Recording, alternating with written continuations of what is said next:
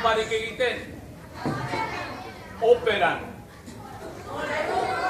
Operan abesten dute mikrofonorik gabe.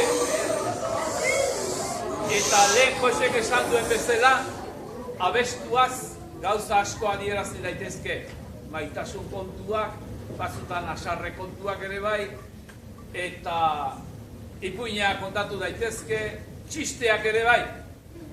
Eta kontatuko dizuet, operan bazeundete bezala, abots desberdinakin, txiste bat. Txistea nahi baduzue, aurretik esango dizue zein den, gero konturatzeko abeste entzutean. Behin aita bat zikoan bere semearekin pasioan. Eta ikusi zituzten asto batzuk.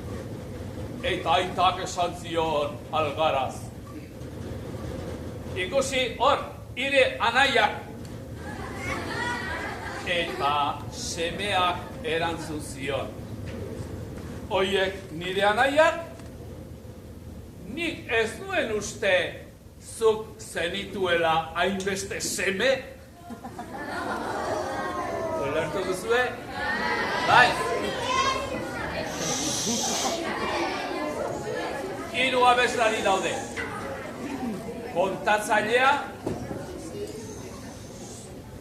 aita, baritonoa, abotxarodiarekin, eta semea, tenorea, abots finarekin.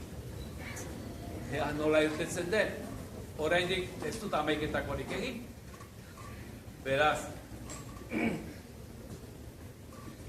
ikusirik pasatzen astoak ugari.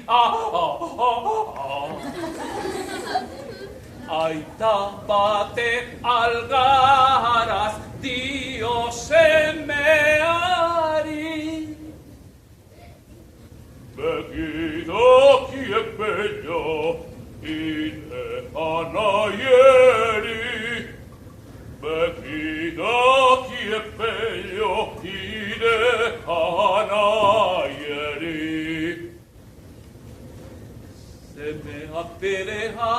Semeak berehala